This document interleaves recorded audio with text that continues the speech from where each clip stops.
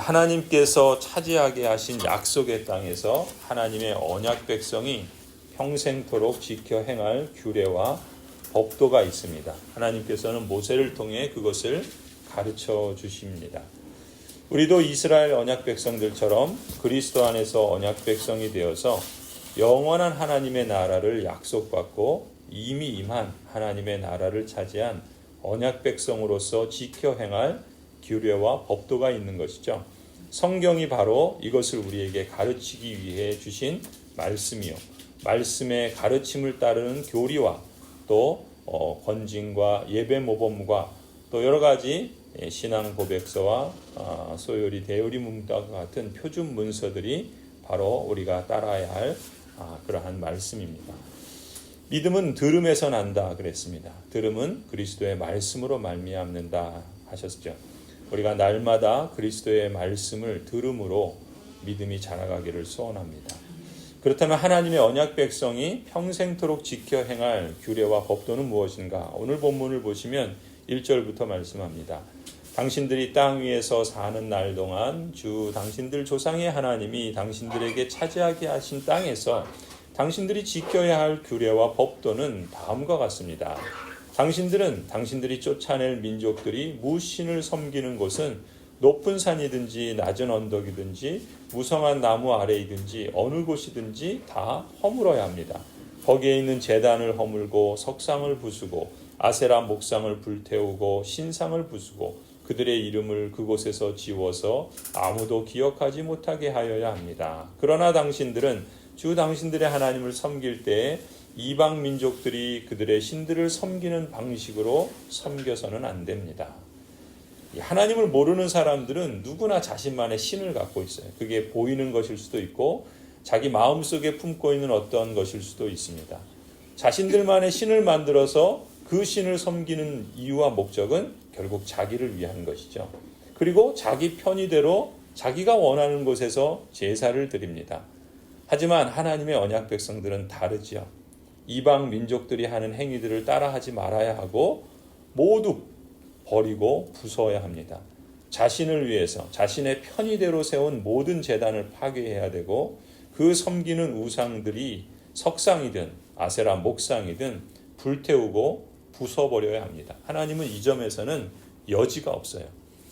또한 하나님을 섬긴다고 하면서 심지어 이방 민족들이 우상을 섬기는 방식으로 해서도 안 됩니다.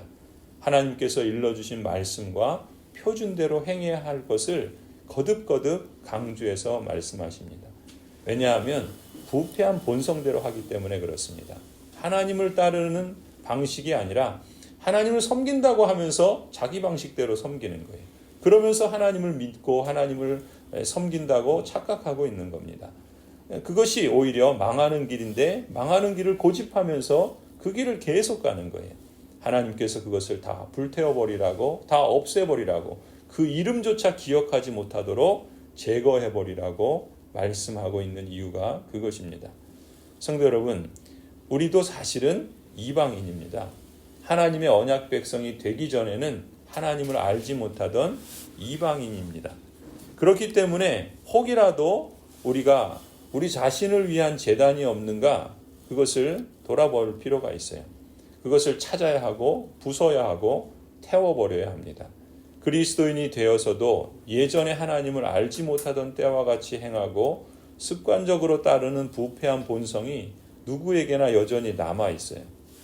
그래서 내가 원하는 것을 주인 삼지 않고 하나님이 왕이 되시도록 내 고집대로 내 방식대로 내 생각대로 하는 것을 제거해버리고 평생토록 우리는 마음속으로부터 하나님을 왕의 자리에 모시기 위한 내적인 전쟁을 끊임없이 치루어야 합니다.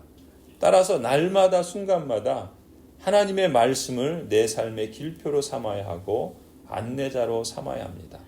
늘 우리가 하나님의 말씀을 읽고 묵상하고 또 하나님께서 앉아든 일어서든 길을 가든 집에 있든 누워서든 늘 그 말씀을 읽고 묵상하고 또 그 말씀을 따라서 살아라 하시는 이유가 거기에 있습니다. 그럴 때 우리는 하나님의 주신 그 샬롬과 하나님 나라의 그 풍성한 삶을 승리의 삶으로 살아갈 수 있는 것이죠. 하나님께서 이렇게 버려야 할 것을 말씀하시지만 또한 하나님은 언약 백성들이 평생토록 행할 규례와 법도에는 적극적으로 찾고 지켜야 할 것도 있다라고 말씀하세요. 그게 5절부터입니다. 당신들은 주 당신들의 하나님이 자기의 이름을 두려고 거처로 삼으신 당신들 모든 지파 가운데서 택하신 그곳으로 찾아가서 예배를 드려야 합니다. 예배를 드려야 할 것을 하나님께서 정해 주신 것이죠. 6절입니다. 당신들은 번제물과 화목제물과 11조와 높이 들어 바치는 곡식제물과 서원제물과 자원제물과 소나 양의 처음 난 것을 그곳으로 가져다가 바쳐야 합니다. 당신들은 주 당신들의 하나님이 계시는 그 앞에서 먹도록 하십시오. 그리고 주 당신들의 하나님이 당신들이 수고한 일에 복을 주신 것을 생각하면서 가족과 함께 즐거워하십시오. 하나님께서는 우리가 바치는 것이 사실은 하나님께서 우리가 수고한 일에 복을 주신 것이다 라고 말씀하는 거예요. 그렇기 때문에 하나님 앞에서 먹도록 하라는 것은 하나님이 행하신 일에 대한 감사의 표현인 것이죠. 우리에게 있는 것 중에 하나님이 주시지 않은 것이 어디 있겠습니까? 그 하나님이 주신 것, 그것을 생각하라는 것이죠. 우리가 수고한 것이 우리가 늘 수고한 대로 다 얻는 것이 아니죠. 우리가 열심히 수고해도 얻지 못할 때가 있고 오히려 힘써 일했는데도 허사가 될 때도 있어요. 그런데 우리가 어떤 수고에 대해서 얻은 것이 있고 소산이 있다면 그것이 바로 하나님이 주신 복이다라는 것을 우리는 알 수 있죠. 그리고 그것을 혼자 먹는 것이 아니라 가족과 함께 즐거워하며 하나님이 주신 복에 대해 주 안에서 하나님 안에서 하나님을 기뻐하라는 그러한 말씀인 것이죠. 우리가 배우고 있는 웨스트민스터 대교리 문답 또 소교리 문답 첫 번째 질문이 무엇입니까? 사람의 제일 되는 목적이 무엇인가를 묻지 않습니까? 하나님을 영화롭게 하고 영원토록 하나님을 즐거워하는 것이다 라는 것을 이제는 우리가 잘 알고 있습니다. 우리가 알고 있는 그 첫 번째 목적이 우리의 삶으로서 늘 실감날 수 있기를 소원합니다.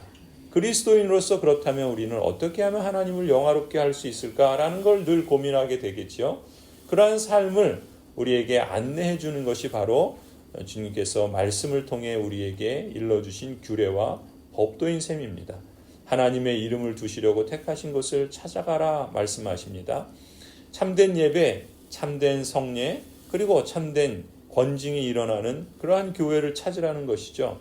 그러한 교회에서 하나님을 예배하며 하나님께서 행하신 일들을 감사하고 우리들이 수고한 일에 대해서 하나님께서 복 주신 것을 생각하며 가족과 함께 하나님 앞에서 먹고 즐거워하는 삶, 이것을 지켜 행하는 것이 복인 줄을 믿습니다. 이때 가장 중요한 원리가 있어요. 그 삶의 원리는 바로 내 마음에 내키는 대로 하는 것이 아닙니다. 내가 예전에 하던 습관대로 하는 게 아니에요. 하나님께서 모세를 통해 말씀하신 명령을 따라 하는 것이 가장 중요한 삶의 원리입니다. 8절에 말씀하죠. 오늘 여기에서는 우리가 저마다 자기의 소견대로 예배를 드리지만 거기에 가서는 그렇게 하지 못합니다. 모세는 출애굽 1세대들이 지난 과거 어떻게 살았는가를 돌아보며 말하는 거예요.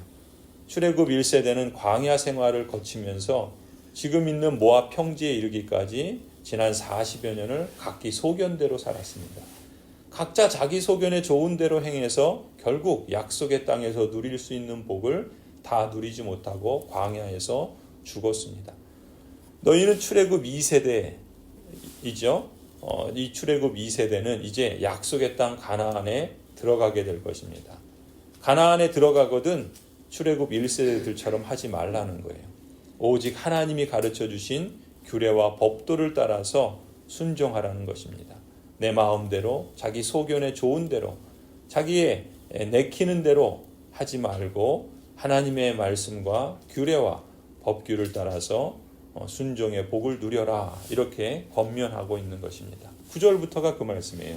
주 당신들의 하나님이 당신들에게 유산으로 주시는 땅에 아직 이르지 못하고 그곳에서 누릴 안식을 아직 얻지 못한 지금은 당신들이 소견대로 합니다. 그러나 당신들이 요단강을 건너가서 주 당신들의 하나님이 당신들에게 유산으로 주시는 땅에 정착할 때에는 또 주님께서 사방에 있는 모든 적들의 위협을 물리치시고 당신들에게 안식을 주셔서 당신들을 평안히 살게 하실 그때에는 당신들은 내가 당신들에게 명한 모든 것 곧 번제물과 화목제물과 11조와 높이 들어 바치는 곡식제물과 주님께 바치기로 서원한 모든 서원제물을 주 당신들의 하나님이 그의 이름을 두려고 선택하신 그곳으로 가지고 가서 바쳐야 합니다.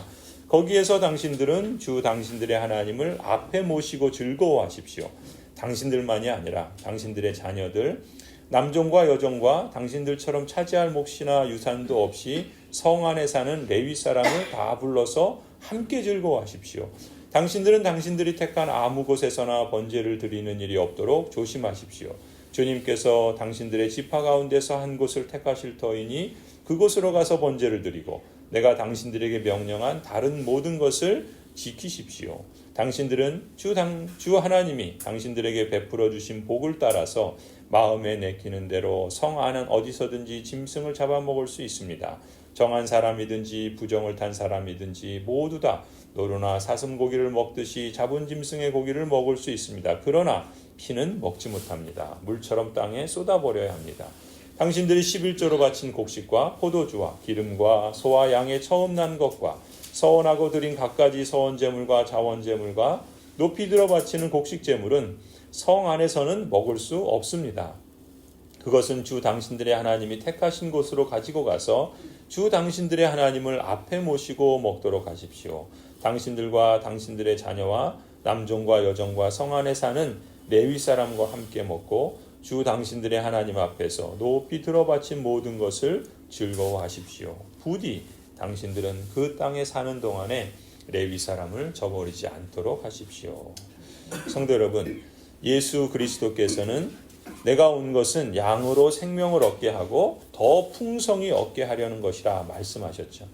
오늘 말씀이 그것을 우리에게 예표하고 있습니다. 하나님께서는 우리에게 구원의 생명을 주셨을 뿐만 아니라 더 풍성히 이 땅에서도 또한 영원한 나라, 완성될 하나님의 나라에서도 하나님께서 더 풍성한 복을 얻게 하시는 줄을 믿습니다. 우리가 예수 그리스도의 십자가의 은혜, 부활의 생명을 이제 얻었고 하나님 나라의 영생을 복으로 선물로 받았습니다. 이제 그 후로는 생명을 얻을 뿐만 아니라 더 풍성한 복, 하나님을 영화롭게 하는 복이죠.